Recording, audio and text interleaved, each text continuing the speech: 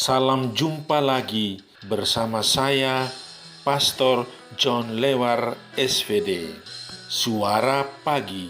Hari Selasa 22 Februari 2022. Pesta Takhta Santo Petrus Rasul.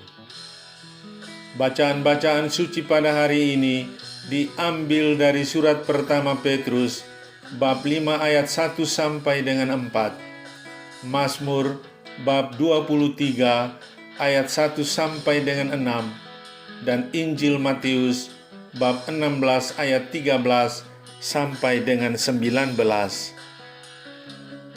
Mari kita membaca sabda Tuhan, merenungkannya, masuk dalam keheningan dan doa. Dalam nama Bapa dan Putera dan Roh Kudus. Amin. Tuhan bersamamu dan bersama rohmu. Inilah Injil Yesus Kristus menurut Matius. Dimuliakanlah Tuhan. Pengakuan Petrus.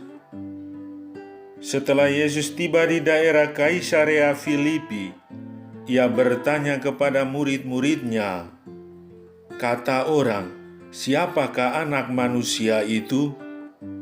Jawab mereka, "Ada yang mengatakan Yohanes Pembaptis, ada juga yang mengatakan Elia, dan ada pula yang mengatakan Yeremia atau salah seorang dari para nabi."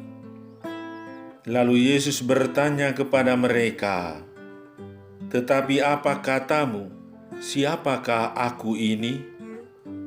Maka jawab Simon Petrus, "Engkau adalah Mesias, Anak Allah yang hidup." Kata Yesus kepadanya, "Berbahagialah engkau Simon bin Yunus, sebab bukan manusia yang menyatakan itu kepadamu, melainkan Bapa-Ku yang di sorga. Dan aku pun berkata kepadamu, engkau adalah Petrus, dan di atas batu karang ini aku akan mendirikan jemaatku, dan alam maut tidak akan menguasainya. Kepadamu akan kuberikan kunci kerajaan sorga. Apa yang kau ikat di dunia ini akan terikat di sorga, dan apa yang kau lepaskan di dunia ini akan terlepas di sorga." Demikianlah sabda Tuhan. Terpujilah Kristus. Paus adalah hamba Allah yang rendah hati. Saudari-saudaraku yang terkasih dalam Kristus, sebagaimana kita tahu, kita dengar, kita baca tentang perselisihan antara calon-calon ketua partai, calon bupati, calon wakil bupati, calon wali kota, dan calon gubernur. Perebutan kekuasaan terjadi di mana-mana dan sudah menjadi rahasia umum.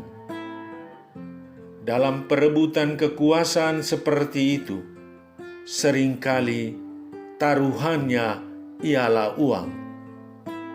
Permainan ini dilakukan entah oleh para kandidat atau penyelenggara pemilihan.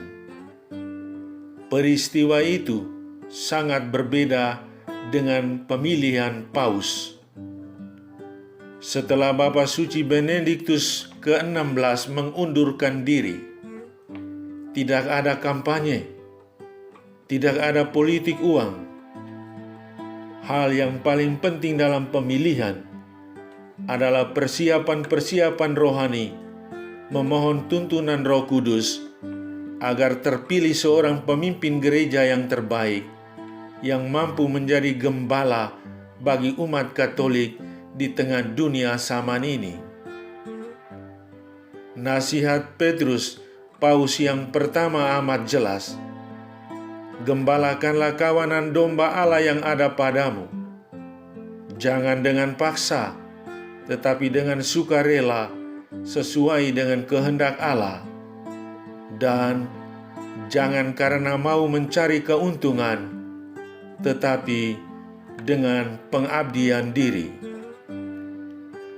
Paus bukanlah penguasa gereja, tetapi hamba Allah.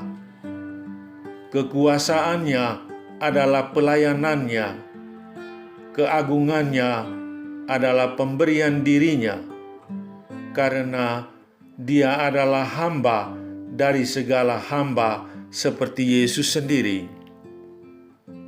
Saudari-saudaraku yang terkasih dalam Kristus, hari ini gereja merayakan pesta takhta Santo Petrus Rasul. Petrus mendapat kehormatan menjadi wakil Kristus dan gembala atau pemimpin tertinggi gereja. Kuasa yang diberikan Kristus kepada Petrus bukan untuk memerintah, menguasai dan menindas, melainkan untuk melayani umat Allah yang dipercayakan kepadanya. Kita bersyukur kepada Tuhan karena puteranya telah mempercayakan kepemimpinan gerejanya kepada Rasul Petrus dan penggantinya, Paus Fransiskus sekarang. Kita mohon rahmat Tuhan bagi Paus Fransiskus agar memimpin gereja Kristus dengan baik dalam semangat rendah hati. Anda dan saya, kita juga adalah pemimpin. Kita perlu memimpin diri kita sendiri dulu sebelum menjadi pemimpin bagi sesama kita yang lain. Menaklukkan diri sendiri jauh lebih sulit daripada menaklukkan orang lain. Jika berhasil, maka kita akan dapat menjadi pribadi yang diandalkan dan akan dipercayakan tanggung jawab yang lebih besar. Saudara, hening sejenak. Ingatlah semua usahamu untuk semakin mengenal Yesus. Mohonlah rahmat Roh Kudus, roh pengenalan, untuk memampukan Anda mengenal dan mengalami Tuhan dalam hidup. Dan bersyukurlah atas semuanya itu. Marilah berdoa. Ya Allah Bapa Maha Baik, pada pesta takhta Santo Petrus ini, kami akan belajar memahami diri kami sendiri dan belajar memimpin diri kami kepada kebaikan, agar kami dapat memimpin keluarga dan sesama kami yang lain dengan baik pula. Amin. Sahabatku yang terkasih, selamat hari Selasa. Salam doa dan berkatku untukmu dan keluarga di mana saja berada. Bapa dan Putera dan Roh Kudus.